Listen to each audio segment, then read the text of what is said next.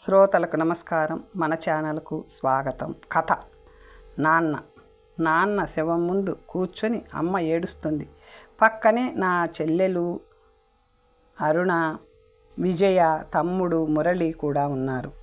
వాళ్ళ మొహాలు కూడా ఎంతో దీనంగా విచారంగా ఉన్నాయి. తెలిసిన చుట్టాలు, కొద్దిపాటి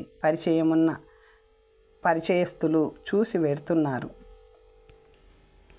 వెళ్ళేటప్పుడు నా మొహం కూడా చూసి పెడుతున్నారు. వాళ్ళ చూపులు చూస్తుంటే నాకేదో గిల్టీ ఫీలింగ్ కలుగుతుంది. నేను ఏడవటం లేదని, ఒక్క కన్నీటి చుక్క కూడా రాల్చని కొడుకని అనుకుంటున్నారు. అనుభూతి, సంతోషం, దుఃఖం ఇవేవి తెలియని కసాయి వాడిని అనుకుంటున్నారా ఏం? నా కోసం కాకపోయినా బయటి జనం కోసం అయినా ఏడుద్దామని ప్రయత్నం చేశా. నా చేత కావటం లేదు. నేను ఇప్పటి వరకు గడిపిన జీవితంలో ఎన్నోసార్లు ఏడ్చాను. కష్టాలు భరించలేక, ఆకలి భరించలేక ఈ జీవితమే వద్దని అనేకసార్లు ఏడ్చాను. కానీ నాన్న పోతే నాకు ఏడుపు రావటం లేదు. తండ్రి మరణిస్తే కన్నీళ్లు కార్చని కొడుకు అని నలుగురు నాలుగు రకాలుగా అనుకోవచ్చేమో. కానీ ఈ కష్టాలకి కన్నీళ్ళకి నా మనసు అతీతమైపోయింది. నాకు ఆ వాతావరణమే విసుగ్గా ఉంది. అమ్మ వైపు చూశాను. అమ్మ ఏదో ఆలోచిస్తూ అలాగే దిగాలుగా ఉంది. అమ్మ నిజంగా ఏడుస్తుందా, లేకపోతే ఎవరైనా ఏమైనా అనుకుంటారని ఏడుస్తుందా? ఇదేమిటి, నా చెల్లెళ్ళు కూడా ఏడుస్తున్నారు. వీళ్ళందరూ ఏడుస్తున్నారా, లేక నటిస్తున్నారా? జరగాల్సిన కార్యక్రమానికి ఏర్పాట్లు ఎవరో ఇరుగు పొరుగు చూస్తున్నారు. నేను ప్రొద్దుటి నుంచి కాఫీ కూడా తాగలేదు. అసలు లక్ష్మి ఏది? లోపలేం చేస్తుంది? నాకు తలనొప్పితో ప్రాణం పోతున్నట్టుగా ఉంది. కామ్గా లోపలికి వెళ్ళిపోయాను. నా భార్య లక్ష్మి కాఫీ ప్రయత్నంలోనే ఉంది. నేను వెళ్ళగానే ఇచ్చింది.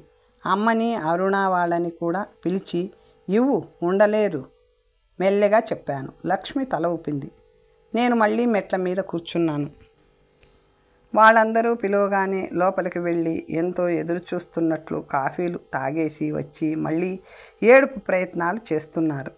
నాకేదో ఆలోచనలు. రాత్రి నేను అన్న మాటలకే నాన్న పోయారా? పొరపాటు చేశానా? కోపాన్ని అదుపులో పెట్టుకోలేక ఎందుకలా తెలివి తక్కువగా బిహేవ్ చేశాను? నాన్న పోవటానికి నేను కారణమని అమ్మ నన్ను దోషిలాగా చూస్తే నేను సహించగలనా? ఏమో, ఏమైనా అనుకోని నేను కావాలని చేయలేదు. మనిషి పోయాక ఆ మనిషితో మనకున్న అనుబంధం ఎన్నేళ్ళో ఏడిపిస్తుంది. నాన్నతో నాకు అనుబంధం ఎంతకాలం అసలు ఉందా? అమ్మా నాన్నల ప్రేమ, బాధ్యత లేకుండా ఆడుతూ పాడుతూ బతకాలని ఎన్నోసార్లు అనుకున్నాను. కానీ జీవితంలో కనపడ్డ వాస్తవం ఏమిటి? చిరిగిన బట్టలతో జీవనోపాధి కోసం ఎందరి కాళ్ళో పట్టుకున్న కటిక నిజం. కానీ ఇప్పుడు ఇంకా కటిక నిజమైన విషయాన్ని చూస్తున్నాను. అసలు నాన్న రావటం నిజమేనా, పోవటం నిజమేనా అనిపిస్తుంది. రావటం యథార్థమైతే పోవటం కూడా యథార్థమే. ఆయన పోవటం సహజమే. అయినా రాత్రి నేనన్న మాటలకి ఆయన బాధపడి మరణించారా అన్న విషయం నన్ను ఎక్కువగా బాధిస్తుంది. ఇదంతా తలుచుకుంటే నాకు గొలుసు నవలలా జరిగినవన్నీ ఎవరితోనైనా చెప్పుకోవాలనిపిస్తుంది. నాకు ఆలోచిస్తుంటే నాన్న ఇంటికి వచ్చిన రోజు గుర్తొచ్చింది. నాకు జాతకాల మీద విపరీతమైన నమ్మకం ఏమీ లేదు, కానీ కొంచెం ఆసక్తి ఉందని చెప్పాలి. నా చేయి చూసి 2-3 శని ప్రభావం రాబోతుంది అని చెప్పినా నేను భయపడలేదు. ఎందుకంటే ఇన్నేళ్ల జీవితంలో నేను అనుభవించింది ఎక్కువగా శని దశేనేమో. అమ్మ శాంతి ఏమైనా చేయించి పూజలు చేయించమంది, కానీ నేను పెద్దగా పట్టించుకోలేదు. ఓ రోజు సాయంత్రం నేను ఆఫీస్ నుంచి వచ్చేసరికి ఇంట్లో ఏదో హడావిడి కనిపించింది. ఏమిటా అనుకుంటుంటే మొదటి గదిలో మంచం మీద ఓ ముసలాయన కూర్చుని ఉన్నాడు. ఆయన జుట్టంతా నెరిసిపోయింది. మొహాన కుంకుమ బొట్టు ఉంది. చేతిలో జపమాల. అయితే బాగా పరిచయమున్న మొహంలా కనపడుతుంది. అమ్మ పూజలు చేయించటానికి ఎవరినన్నా పిలిపించలేదు కదా అనుకున్నాను. అమ్మ నన్ను చూసి గుర్తుపట్టలేదా? నాన్న, మీ నాన్నగారు ఇప్పటికీ అందరినీ చూడాలనిపించిందట. తిరిగొచ్చారు ఇన్నేళ్లకి, దాదాపు 20 ఏళ్ళు అంది ఆనందంగా. అప్పటి వరకు ఏడ్చిందేమో, కళ్ళు వాచి ఉన్నాయి. ఏరా రామం, గుర్తుపట్టలేదా అన్నారు నాన్న. ఆయన పోలికలు నాకు కొంచెం గుర్తున్నాయి. అప్పటికీ ఇప్పటికీ పోలికల్లో తేడా వచ్చినా గొంతు మార్పు లేదు. అస్పష్టంగా తలూపాను. నాన్న దగ్గరికి రావరా? ఎన్నాళ్ళైపోయిందిరా మిమ్మల్ని అందరినీ చూసి. ఆ మాటలకి నా హృదయంలో కదలిక కలగలేదు. ఊరికే దగ్గరగా నిలబడ్డాను. కులాసాగా ఉన్నారా? ఇన్నేళ్ళు ఎక్కడ ఉన్నారు? నా పెదవులు చివరి నుంచి వచ్చాయి ఆ మాటలు. అదంతా ఓ కథేలే. భగవంతుడిని నమ్ముకుంటే మంచిదని వెళ్ళిపోయాను. ఈ సంసారమంతా ఒక మాయ. ఇన్నాళ్ళు అలాగే గడిపాను. మిమ్మల్ని చూడాలనిపించి నేను తెలుసుకున్న జ్ఞానాన్ని మీకు చెబుదామని తిరిగొచ్చాను. మీరు పాపం ఎన్ని ఇబ్బందులు పడ్డారో నేను చేతులు కట్టుకొని వింటున్నాను. ఆయన మాటలకి అమ్మ ఎలా రియాక్ట్ అవుతుందో అని చూశాను. అమ్మ మొహంలో ఏ భావము లేదు. ఇన్నాళ్ల తర్వాత నాన్నని తిరిగి వస్తే అసలు ఉన్నారో లేదో అన్న సందిగ్ధంలో ఉన్న సమయంలో నాన్నతో ఏం మాట్లాడాలో తెలియటం లేదు. వీడు బాగా మారిపోయాడు, పెద్దవాడైపోయాడు అమ్మతో అన్నారు. మనము ముసలివాళ్ళం అయిపోయామని తెలుసుకోండి ముందు అంది అమ్మ. నాన్న ఇల్లంతా అటు ఇటు చూస్తున్నారు. ఇల్లు 20 సంవత్సరాల నుంచి రిపేర్ లేదు, బాగా పాడైపోయింది. సున్నం వేయించి కూడా 5 ఏళ్ళు అయింది. ఎప్పటికప్పుడు బాగు చేయించాలనుకున్న ఆ ఖర్చు కన్నా ముఖ్యమైన ఖర్చులు రావటం వల్ల అది వెనకబడిపోతుంది. నేను వెళ్ళిపోయినప్పుడెలా ఉందో ఇల్లు ఇప్పుడు అలాగే ఉంది. సున్నమైనా వేయించుకుంటే బాగుండేది కదా. నేను ఏమీ చెప్పలేదు. అమ్మకి కూడా కొంచెం కొత్తగా ఉందేమో. పెద్దగా దేనికి సమాధానం చెప్పటం లేదు. ఆయన ఇంటికి వచ్చి చుట్టం మాదిరి అడుగుతుంటే నాకు చాలా వింతగా ఉంది. డబ్బు ఏముందని ఈ రిపేర్లు సున్నాలు వేయిస్తారు? తెలిసి అడుగుతున్నారా లేక తెలియక అడుగుతున్నారా అనుకున్నాను. నేను బట్టలు మార్చుకునే నెపం మీద గదిలోకి వచ్చి కూర్చున్నాను. లక్ష్మి కాఫీ పట్టుకొచ్చింది. నాన్న రాక మీద లక్ష్మి ఏమైనా అంటుందేమో అనుకున్నాను. కానీ తన పద్ధతే వేరు. పైకేమీ గడగడ మాట్లాడదు. మనసులో ఆలోచనలు బయటికి రానియదు. ఏమిటి నాన్న ఎప్పుడొచ్చారు? ఏమిటి విషయం? మీరు ఆఫీసుకు వెళ్ళగానే వచ్చారు. అత్తయ్య గుర్తుపట్టి ఒకటే ఏడుపు. ఎక్కడెక్కడో తిరిగారట. సన్యాసి జీవితమే బాగుందంటూ ఏదో చెప్పుకొచ్చారు. నేను వింటున్నాను. కానీ మనసెక్కడో ఉంది. సామాన్లు ఏవి లేవండి. కట్టుబట్టలతో వచ్చారు. ఆ రోజు నేను గదిలో నుంచి అంతగా బయటకు రాలేదు. కొంచెం తప్పించుకు తిరిగాను.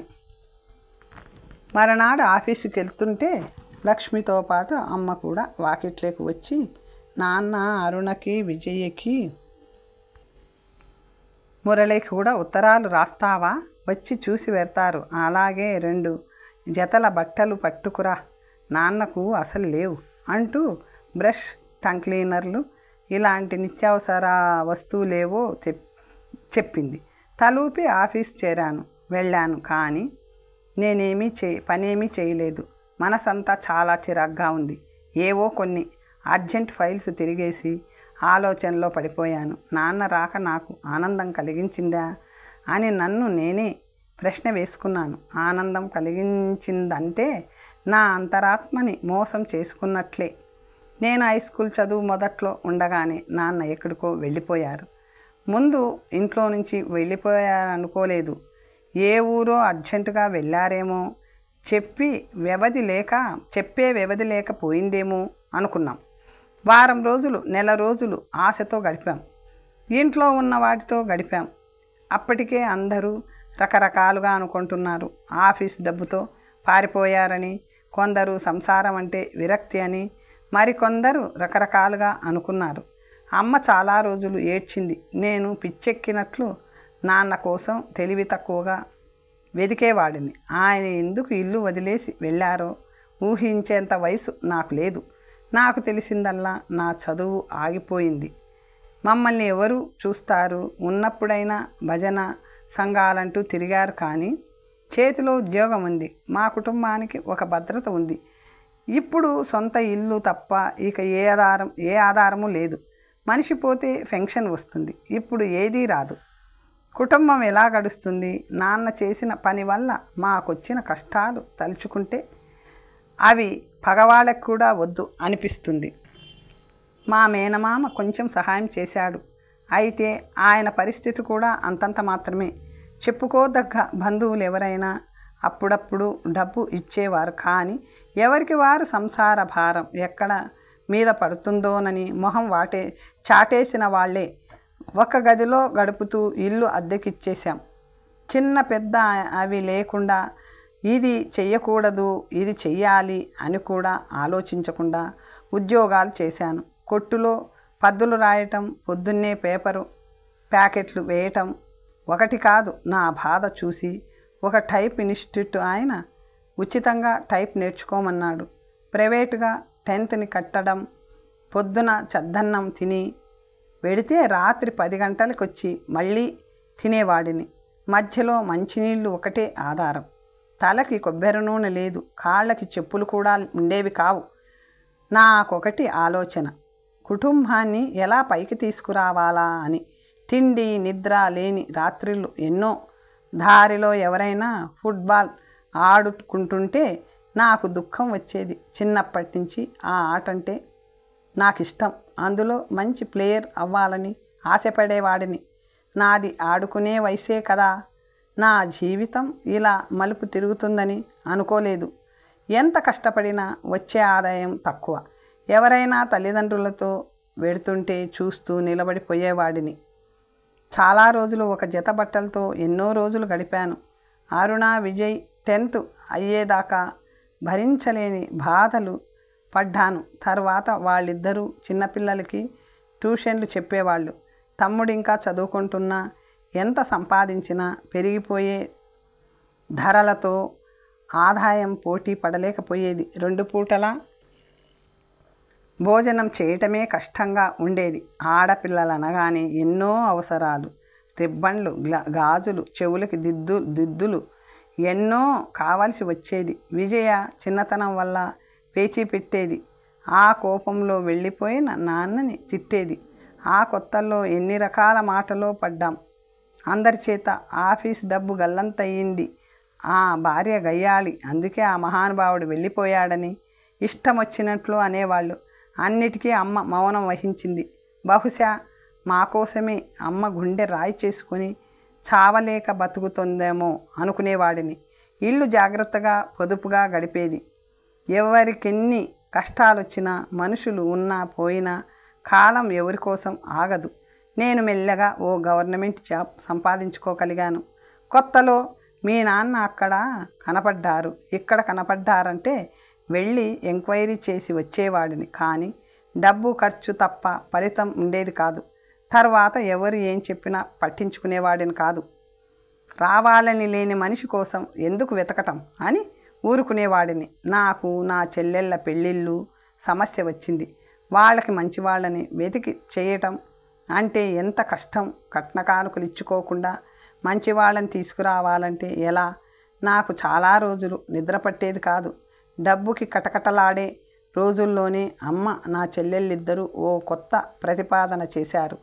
మా ఇంటిలో అద్దెకున్న వాళ్లే కాక చుట్టుపక్కల 2-3 ఉద్యోగస్తులైన స్త్రీలున్నారు. వాళ్ళు ఆఫీసుకు వెళితే ఇంట్లో పసిపిల్లల్ని చూసేవాళ్ళు లేరు.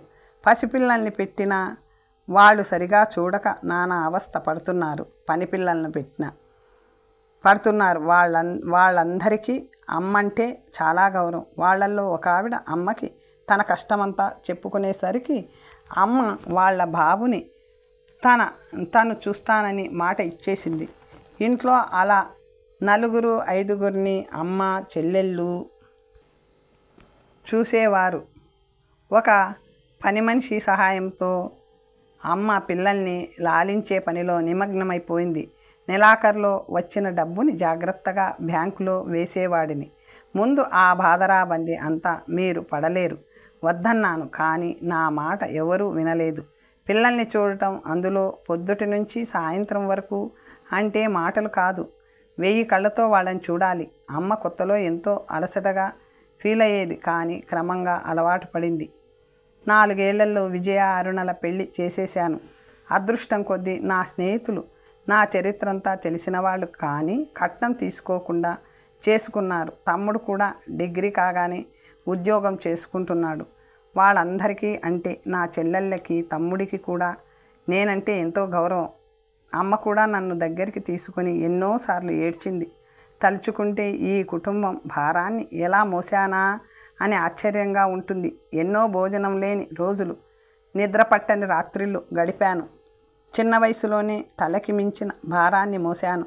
ఆత్మహత్య చేసుకోవాలని ఎన్నోసార్లు అనుకున్నాను, కానీ ఆ భావన నాలో నేనే అణిచేసుకున్నాను. నేను చచ్చిపోతే వీళ్ళందరూ ఏమైపోతారు? నాన్న చేసినట్లే ఈ సంసారాన్ని నేను కూడా వదిలేస్తే ఎలా? కష్టాలు పడైనా సరే ఈ భారాన్ని మోయాలి. తప్పదు. కొద్ది కాలంలోనే ఈ అనుభవాలతో నేను మానసికంగా ఎంతో ఎదిగిపోయాను. అసలు పెళ్ళే చేసుకోకూడదని అనుకున్నాను, కానీ మామయ్య కూతురు లక్ష్మిని చేసుకోవాల్సి వచ్చింది. రాను రాను సంసారం ఓ దారిలోకి వచ్చింది. నాన్నని క్రమంగా మర్చిపోయాం.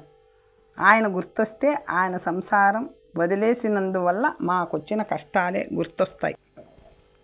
జీవితం అంటే కష్టాలు, కన్నీళ్ళేనా అనిపిస్తుంది. అందరూ ఏ కష్టం వచ్చినా జాతకాలు చూపించేసి పూజలు చేయిస్తారు, కానీ వచ్చే కష్టాలు ఈ పూజల వల్ల ఆగిపోవు కదా. మనం మానసిక సంతృప్తి కోసమేనేమో ఈ శాంతి చేయించటం. అందువల్ల నేను జాతకంలో శని వస్తుందంటే ఏమీ అనిపించదు. ఎంత పెద్ద కష్టం వచ్చినా ఎదుర్కొనేందుకు సిద్ధపడిపోయాను. ప్రశాంతంగా ఉన్న నదిలో రాయి విసిరేసినట్లయింది. ఇప్పుడు ఇన్నేళ్ల తరువాత నాన్న ఎందుకు వచ్చినట్టు? ముసలితనంలో చేసేవాళ్ళు లేక వచ్చినట్లా? ఈ మధ్య ఎవరైనా అమ్మని కానీ నన్ను కానీ నాన్న గురించి అడిగితే సన్యాసం పుచ్చుకున్నాడని చెబుతున్నాం, కానీ ఆశ్చర్యంగా ఆ జవాబు విని కూడా అందరూ ఇంకా ఎన్నో ప్రశ్నలు అడుగుతున్నారు. సన్యాసం ఎందుకు పుచ్చుకున్నాడు?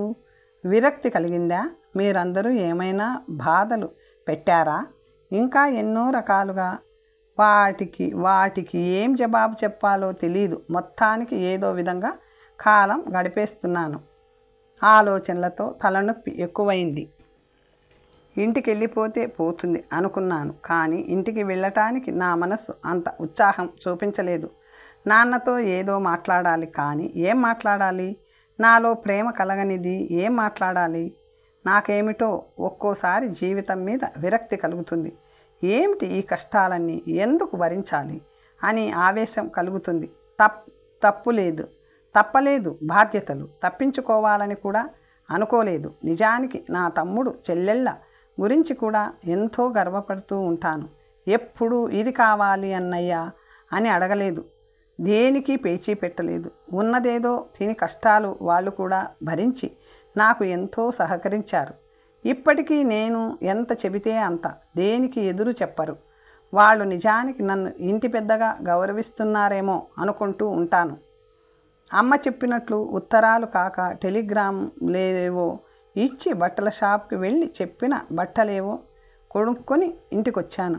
ఇంటికొచ్చేసరికి అమ్మ నాన్నతో ఏదో కబుర్లు చెబుతుంది. అమ్మ ఎంతో ఆనందంతో మాట్లాడుతుందంటే నాకు ఆశ్చర్యంగా ఉంది. అమ్మకి నాన్న మీద కోపం లేదా?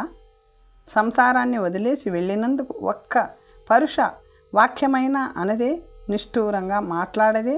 నా ఎదురుగా అంటే నేనింకా చులకన చేస్తానని అనుకుంటుందా? లోకంలో ప్రతి స్త్రీ ఇంతేనా? భర్త ఎన్ని పాడు పనులైనా చేసి చివరికి క్షమించు అనగానే అన్ని సినిమాలలో మాదిరి అంత మాట అనకండి అనే స్త్రీలేనా? ఏం చేసినా ఈ ఆడవాళ్ళకి వేరే దారి లేదు, ఏం చేయలేదు అన్న భావనతోనే మగవాడు ప్రవర్తిస్తాడా? నేను ఒకసారి ఇద్దరి వైపు నవ్వనట్లు చూసి గదిలోకి వెళ్ళిపోయాను. నేను నాన్నతో మాట్లాడలేదు. మాట్లాడేందుకు ఏమీ కనబడలేదు. ఎక్కడికి వెళ్ళారు, ఏం చేశారు అని అడగాలా? అది నేను హరికథలా వినాలా? ఏమో, నాకు వినాలన్న కుతూహలం లేదు. అమ్మకి కోపం వచ్చిందో ఏమో తెలియదు, కానీ వంటింట్లోకి చూసి గది ముందు నిలబడింది. ఏరా, నాన్నతో మాట్లాడొచ్చుగా, నువ్వు మాట్లాడటం లేదని బాధపడుతున్నారు అంది. ఆయన వచ్చి 2 రోజులు కాలేదు, నేను మాట్లాడటం లేదని బాధ. నిజంగా అది బాధేనా? బాధ కాదు, భయం. తను తప్పు చేశానని గిల్టీ ఫీలింగ్ రాగానే నేను గట్టిగా ఏడ్చేసి, నాన్న నువ్వు వచ్చావు, ఆనందం అని అంటే ఆయనకి బాగా ఉండేదేమో. అమ్మ ఇలా కూర్చో అన్నాను. మాట్లాడకుండా కూర్చుంది అమ్మ. నాన్న వచ్చినందుకు నీకు ఆనందంగా ఉందా అడిగాను. నువ్వు ఏమీ అనుకోకపోతేనే చెప్పు. అమ్మ వెంటనే జవాబు చెప్పలేదు. తర్వాత మెల్లగా, పాపం ఇన్నాళ్ళకొచ్చారు, నిజంగా సంతోషంగానే ఉందిరా అంటూనే టాపిక్ మార్చేసి, నువ్వు కాసేపు మాట్లాడు, బాగుండదు అంది. నాకు అమ్మ మాటలు అర్థం కాలేదు. నాన్న మాకు అతిథి కాదు, ఆయనతో మాట్లాడకపోతే బాగుండకపోవటానికి మనసులో లేనిది ఏం మాట్లాడాలి? అయినా కాదనలేక వెళ్ళి నాన్న మంచం దగ్గర కూర్చున్నాను. పాపం మీరందరూ కష్టాలు పడ్డారని అమ్మ చెప్పిందిరా. ఆ సంసారం బాధ పడలేక విరక్తితో వెళ్ళిపోయాన్రా. దేవుడిని నమ్ముకోవటమంత మంచి పని లేదు. మనం అన్నిటికీ నిమిత్త మాత్రం. సంసార బాధ పడలేమనుకున్నప్పుడు పెళ్ళెందుకు చేసుకోవాలి? మమ్మల్ని ఈ భూమి మీద పడేసి ఎందుకు వెళ్ళిపోవాలి? లేవలేని పరిస్థితిలో తిరిగి రావడం దేనికి? మళ్ళీ ఈ సంసారమే కావాల్సి వచ్చిందా? చివరి వరకు దేవుడే చూడడా? ఇవన్నీ మాటలు నేను పైకి అనలేదు, మనసులోనే అనుకున్నాను. మంచి పని చేశారు అన్నాను క్లుప్తంగా. ఏం మాట్లాడాలో తోచలేదు. ఆరోగ్యం బాగుందా? నాకు బీపీ షుగర్ కంప్లైంట్ కూడా ఉన్నట్లుందిరా. సర్వసంగ పరిత్యాగులకి బీపీనా అనుకున్నాను. రేపు డాక్టర్ చేత చెక్ చేయించు. యాంత్రికంగా తలూపాను.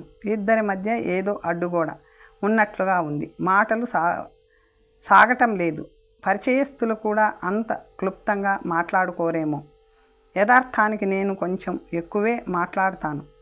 ఇంత మూగవాడి మాదిరి ఉండటం ఈ 2 రోజుల నుంచే సంభవించిందేమో. కాసేపు కూర్చొని లేచి వచ్చి ఏదో పుస్తకాల పఠనంలో పడిపోయాను. 2 రోజుల్లో నా చెల్లెళ్ళు, తమ్ముడు వచ్చారు. వాళ్ళందరినీ పేరు పేరున దగ్గరికి తీసుకొని మాట్లాడారు. నాన్న తండ్రిని చూసేసరికి వాళ్ళకి తండ్రి అన్న భావన కలిగిందో లేదో తెలీదు, కానీ చూడగానే మటుకు ఏడ్చేశారు. కానీ ఆ ఏడుపు ఎందుకొచ్చిందో నాకు అంతుపట్టలేదు. కేవలం ఒక ప్రేక్షకుడి మాదిరి చూస్తూ నిలబడ్డాను. ఇంతలో నా పెద్ద చెల్లెలు అరుణ వెళ్ళి మంచం మీద కూర్చుంది. అది కోపం ఆపుకోలేదు. డైరెక్టుగా మాట్లాడుతుంది, కానీ కోపం బయటకు కనపడనివ్వకుండా నవ్వుతూ చురకలు అంటించగలదు. ఆ అభినయం నాకు చేత కాదు. కోపం వస్తే నాలో నేను మదనపడి మౌనంగా ఉండిపోతాను. అసలు నువ్వెందుకు వెళ్ళిపోయావు నాన్న? మేము ఎన్ని కష్టాలు పడ్డామో తెలుసా? వెళ్ళిన వాడివి వెళ్ళినట్లుండక ఎందుకు తిరిగొచ్చినట్లు? విప్లవం లాంటిది సృష్టిద్దామనిపించిందా అంది నవ్వుతోనే. అరుణ మాటలకి నేను కూడా ఉలిక్కిపడ్డాను. 2 రోజులుగా నా మనసులో కదులుతున్న ప్రశ్నని అది డైరెక్టుగా అడిగేసింది. నాన్న ఏం జవాబు చెప్తారో అని కుతూహలంగా వింటున్నాను. అమ్మ ఎందుకు వెళ్ళానంటే ఏం చెప్పగలను? ఆ క్షణంలో అలా అనిపించింది. అంతా దేవుడి సంకల్పమే. ఇప్పుడు మిమ్మల్ని అందరినీ చూడాలనిపించింది, తిరిగి వచ్చాను. మాది సొంత ఇల్లు, అందుకని నాన్న ఎక్కువ శ్రమ పడకుండా రాగలిగారు. ఆఫీసు డబ్బంతా వాడి వెళ్ళిపోయారని అందరూ రకరకాలుగా మాటలన్నారు. అసలు ఇంకా ఏదో అనబోతుంటే అమ్మ ఏదో సైగ చేసింది. జరిగిపోయిన దాన్ని గురించి ఎందుకులే అరుణ, వదిలేయి అంది. అమ్మ మాట అరుణకి వేదవాకు మాట్లాడకుండా లోపలికి వెళ్ళిపోయి పడుకుంది. తమ్ముడికి నాన్న అస్సలు అంత బాగా తెలీదు, అందుకని వాడు చాలా క్లుప్తంగా మాట్లాడాడు. అందులో కుశల ప్రశ్నలు తప్ప ఇంకేమీ లేవు. వాళ్ళు నాన్న దగ్గర కూర్చొని పెద్ద విశేషాలేమీ తెలుసుకోలేదు. ఆయన వెళ్ళినందువల్ల ఆనందం కలిగితే తీరికగా విశేషాలు తెలుసుకునేవాళ్ళును. వీళ్ళు కూడా అంత కుతూహలంగా చూపలేదు. తమ్ముడు ఒక రోజు అన్నాడు, చెల్లెళ్ళిద్దరూ మాత్రం 2 రోజులుండి వెళ్ళిపోయారు. వాళ్ళున్నప్పుడు కొంచెం సందడిగా ఉంది. తరువాత మళ్ళీ యథాప్రకారం నా ఆలోచనలు నేను మిగిలిపోయాం. మరునాడు నాన్నకి విపరీతమైన నీరసంగా ఉందంటే డాక్టర్ దగ్గరికి తీసుకెళ్ళి చెక్ చేయించాను. షుగర్, బీపీ ఎక్కువగా ఉన్నాయి. పంచదార లేని కాఫీ, ఉప్పు లేని కూరలు తయారవుతున్నాయి.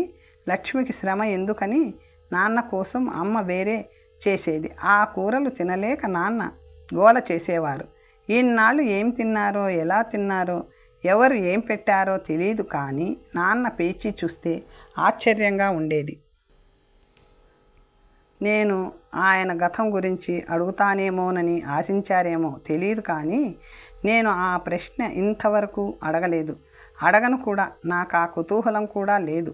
రోజు పూజకు కొబ్బరికాయ, కర్పూరం ఇవన్నీ నాన్నకి కావాలి. నాకు విపరీతంగా ఖర్చు పెరిగిపోయింది. కొబ్బరి చిప్పలు ఇంట్లో వాడినా, ఇరుగు పొరుగుకి ఇచ్చినా ఇంకా మిగిలిపోయేవి. నా జీతం ఎంత, నేనెంత, ఇంకా తీర్చాల్సిన అప్పులే చాలా ఉన్నాయి. ఎందుకు ఈ వృధా ఖర్చులు అనిపించేది. అమ్మ నాన్నతో తర్వాత ఏం చెప్పిందో తెలియదు. కానీ కొబ్బరికాయలు కొట్టడం తగ్గింది. ఇవన్నీ కాకుండా నాన్న వచ్చారని తెలియగానే బంధువులందరూ ఒక్కొక్కళ్ళు రావటం మొదలుపెట్టారు. ఎక్కడెక్కడి వాళ్ళు కొందరు. నాకు తెలియదు కూడా. నాన్న వెళ్ళిపోయినప్పుడు ఒకళ్ళు కూడా 10 రూపాయలు సహాయం చేయలేదు. ఇప్పుడు మాత్రం 1కి 2 సార్లు కాఫీలు తాగి భోజనం చేసి ప్రశ్నలలో అక్కర్లేని ప్రశ్నలతో విసిగించి మరీ పెడుతున్నారు.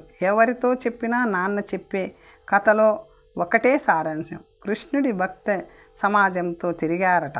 వాళ్ళ పూజలు, సంకీర్తనలు చెబుతూ ఈయన కూడా భక్తిగా చేతులు జోడించేవారు. భార్యా పిల్లల్ని చూడాలన్న కోరిక నిలవనివ్వలేదట. చూడాలని వచ్చారట. బహుశా ఆ బృందం ఏదో ఎవరి దారిన వారు చూసుకొని ఈయన్ను వదిలేసి ఉంటారు. వేరే దారి లేక ఇళ్ళు చేరారు. నాకు చూస్తే ఖర్చులు ఎక్కువైపోయాయి. నెలాఖరు వచ్చేసరికి 200-300 అప్పు చేయాల్సి వస్తుంది. నాన్న వెళ్ళినప్పుడు సంసారం ఎంత గజిబిజి అయిందో అంత కాకపోయినా అలాంటి పరిస్థితి వచ్చేటట్లు ఉంది. 2-3 నెలలకి వచ్చిపోయే వాళ్ళ రద్దీ పూర్తిగా తగ్గిపోయింది. కానీ ఆయనకి నాకు మధ్య ఉన్న అడ్డుతెర తొలగలేదు. ఆయనతో మాట్లాడాలని, ప్రేమగా ఉండాలని ఎంతో ప్రయత్నం చేసేవాడిని. కానీ అది నా చేత కాలేదు. గుండెల్లో నుంచి రావలసిన ప్రేమ రాకపోతే ఏం మాట్లాడను? ఈ ప్రపంచంలో ప్రతి అనుబంధం ఇంతేనా? కొట్టి తిట్టి ఇల్లు నరకం చేసే భర్తని ప్రేమించగలదా భార్య? లోకం కోసం నటిస్తుంది అంతే. ఆ భర్త అవతలికి వెడితే బాగుండునని ఆలోచిస్తూ ఉంటుంది. పిల్లల కోసం భరిస్తూ ఉంటుంది. ఆస్తుల కోసం తల్లిని తండ్రిని హింసించే పిల్లల్ని ఎంతోమందిని చూశాను. వీటన్నిటికీ మూల కారణం డబ్బేనా? నాకు ఆ డబ్బు అవసరం లేదు. తండ్రిని నెత్తిన పెట్టుకుని చూడగలను. కానీ ఆ ప్రేమ నాకు చేత కావటం లేదు. చిన్నప్పటి నుంచి నాకు తండ్రి ప్రేమ దొరకలేదు. చాలా సందర్భాల్లో మీ నాన్నగారు ఏం చేస్తున్నారని అడిగితే తెల్లమొహం వేసేవాడిని. నేను ఆ రోజు సాయంత్రం 5 అవగానే ఇల్లు చేరుకున్నాను. ఇంటికి రావాలంటే అయిష్టత. చెప్పులు విడిచి లోపలికి వెళ్ళాను. నాన్న ఏదో చదువుకుంటున్నారు కదా అని నేను మెల్లగా గదిలోకి వెళ్ళబోయాను. ఒరేయ్ అని పిలిచారు. నేను నిశ్శబ్దంగా ఆయన ముందు నిలబడ్డాను. ఇటు కూర్చో. నేను మాట్లాడకుండా కూర్చున్నాను. ఒకటి అడుగుతా చెప్తావా అన్నారు. ఏమిటన్నట్లు చూశాను. ఇదేం బాగోలేదురా.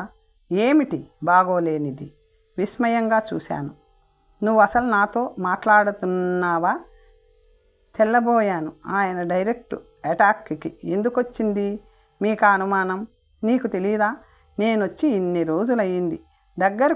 దగ్గరకొచ్చి కూర్చొని ఒక అరగంట మాట్లాడావా? ఎన్నాళ్ళయింది నాన్న చూసి అంటూ ఎప్పుడైనా అన్నావా? నీ చేత్తో ఏ ద్రాక్ష బత్తాయి పండో తెచ్చి తిను నాన్న అని ఆప్యాయంగా పెట్టావా? కొడుకుగా నీకు బాధ్యత లేదా? ఎంత ప్రేమతో, ఎన్ని ఆశలతో పిల్లల చేతిలో అలసట తీర్చుకోవాలని వచ్చానో తెలుసా? నాన్నంటే నాకు ఎంతో ప్రేమ ఉందేమో నాకు తెలియదు. కానీ నా బాధ్యత చెబుతుంటే నాకు కోపం వచ్చింది. బలవంతాన అణుచుకొని నేను నా బాధ్యత నెరవేర్చానని అనుకుంటున్నాను అన్నాను క్లుప్తంగా. అసలు నేను రావటం మీకెవరికి ఇష్టం లేదనుకుంటాను. వచ్చి పొరపాటు చేశాను. మంచి ఆదరణ లభిస్తుందనుకున్నాను. నాన్న ఏదో చెప్పబోతుంటే నాలో తెలియని ఆవేశం వచ్చింది. మీకు ఇక్కడ ఏం తక్కువైంది? ఆదరణ లేదు, ప్రేమ పలకరింపు లేదు అంటున్నారు. ఎలా వస్తుందనుకున్నారు? లోకజ్ఞానం తెలియని వయసులో ఉన్న పిల్లల్ని వదిలేసి వెళ్ళారు. ఎందుకు వెళ్ళారో మీ పరిస్థితులు నాకు అనవసరం. అప్పుడు నా వయసు ఎంత చిన్నవాడినో తెలుసా? ఏం చేయాలో తెలియని పరిస్థితి. ఎన్ని కష్టాలు పడ్డానో, ఎన్ని అవమానాలు భరించానో, ఎంతమంది చేత తిట్లు తిన్నానో నాకు తెలుసు. ఎందుకు వాళ్ళిచ్చే 100 రూపాయల కోసం తిండి లేకుండా ఎన్ని రాత్రులు గడిపానో. మీరు వదిలేసి వెళ్ళితే ఎలా బతుకుతామనుకున్నారు? సంసారం విరక్తి అని చెప్పారు. మరి పెళ్ళి పిల్లలు దేనికి? ఆ పిల్లల్ని పెంచి పెద్ద చేసి వాళ్ళ జీవితానికి ఒక భద్రత కల్పించే బాధ్యతని మీరు నిర్వర్తించారా? మమ్మల్ని ఎలా బతకమని వెళ్ళిపోయారు? తండ్రి ప్రేమలో ఎంత హాయిగా గడపాల్సిన మమ్మల్ని మీరు వీధిన పడేసి వెళ్ళిపోయారు. జీవనోపాధి కోసం వీళ్ళు ఎన్ని కష్టాలు పడ్డారో అన్న ఆలోచన మీకు రాలేదా? మీరు వెళ్ళిన ఆ దారిలో మీకు కొత్తదనం ఏం కనపడింది? కొత్త వాళ్ళు ఎవరైనా మీ నాన్నగారు ఎప్పుడు కనబడలేదేమంటే ఏం చెప్పాలో తెలిసేది కాదు. మీకు మీరు విరక్తి చెంది గొప్ప పని చేశారనుకుంటున్నారేమో. మీరు గుర్తొస్తే మీ వల్ల మాకొచ్చిన కష్టాలే గుర్తొస్తాయి. కాదంటారా? చెప్పండి. మిమ్మల్ని నేను ఎంతో ప్రేమతో చూడాలి నిజమే, కానీ మీరెప్పుడూ నన్ను ప్రేమించే తండ్రిగా ముద్దు పెట్టుకున్న గుర్తులేదు. లాలించి ఆడించిన జ్ఞాపకాలు లేవు. నా చదువులో కష్టసుఖాలు అడిగి ఏనాడు చేయూతనివ్వలేదు. మీ బాధ్యతలు మీరేం పూర్తి చేశారు? మా తోటి పిల్లలందరూ తల్లిదండ్రి చాటున వాళ్ల ప్రేమతో తడిసి ఎంతో ఆనందంగా చిన్నతనమంతా గడిపితే మేము ఎలా గడిపామో తెలుసా? నేను పడిన కష్టాలన్నీ ఎలా మర్చిపోను? ఇవాళ హఠాత్తుగా వచ్చి నాతో మాట్లాడటం లేదంటే నేనేం చేయాలి? నాకు మాట్లాడాల్సిన వచ్చినప్పుడు నేనే పలకరిస్తాను. మనసులో ఏ ప్రేమ లేకుండా పైకి ప్రేమగా పలకరించటానికి నేను దేవుణ్ణి కాదు. ఈ మాటలకి మీకు కోపం వచ్చినా సరే, ఈ పరిస్థితులకి మీరు కూడా కారణం. అమ్మని శుభకార్యాలకు కూడా పిలవటం మానేశారు. దానికి ఎవరు కారణం? చప్పున నా ఆవేశం తగ్గిపోయింది. తొందరపడి ఆ మాట అనేశాను అనుకున్నాను. ఒక్కసారి నా ఆవేశం తగ్గింది. అమ్మ ఏమైనా బాధపడుతుందేమోనని చూశాను. కానీ అమ్మ నిర్వికారంగా వింటుంది. మెల్లగా వెళ్ళి అమ్మ దగ్గర కూర్చున్నాను. క్షమించమ్మా, ఏదో మాట్లాడేశాను అన్నాను. అమ్మ నా తల ఆప్యాయంగా నిమిరింది. నువ్వన్న ప్రతి అక్షరం నిజమే కదరా. బాధ్యతలు తెలియకుండా ఆడుకుంటూ పాడుకుంటూ పెరగాల్సిన వయసులో ఇంటి బాధ్యతలంతా మోసావు. అది ఎవరిని పల్లెత్తు మాటలు అనకుండా ఎంతో సహనంతో. నా కళ్ళల్లో నీళ్లు నిలిచాయి. నా మాటల వెనుక ఉన్న ఆవేదన, బాధ అమ్మ అర్థం చేసుకుంది అనుకున్నాను. నాన్న కాళ్ళు కూడా పట్టుకున్నాను. మీరు కూడా నన్ను క్షమించాలి నాన్న, ఇక ఎప్పుడూ ఇలా మాట్లాడను అని గదిలోకి వెళ్ళి పడుకున్నాను. లక్ష్మి గదిలోకి వచ్చి చివాట్లేసింది. అనవసరంగా ఎందుకండి అలా పెద్ద ఆయన్ని పట్టుకొని అనేశారు? ఏం బాగుంటుంది? పిల్లల్ని చూద్దామని ఇంటికొస్తే కష్టాలు మీకు అలా రాసిపెట్టి ఉన్నాయి. దానికి ఎవరేం చేస్తారు? ఆ రాత్రి ఎంతో తీవ్రంగా మదనపడ్డాను. ఎందుకన్నానా అని బాధపడుతున్నానో కూడా అర్థం కాలేదు. కోపం వచ్చినట్టు అనేశాను. మరి దేనికి బాధ? ప్రేమ లేదనుకున్నది ఆ ప్రేమను కప్పేశాయి. ఇవాళ ఆయన్ని తిట్టేసినాను.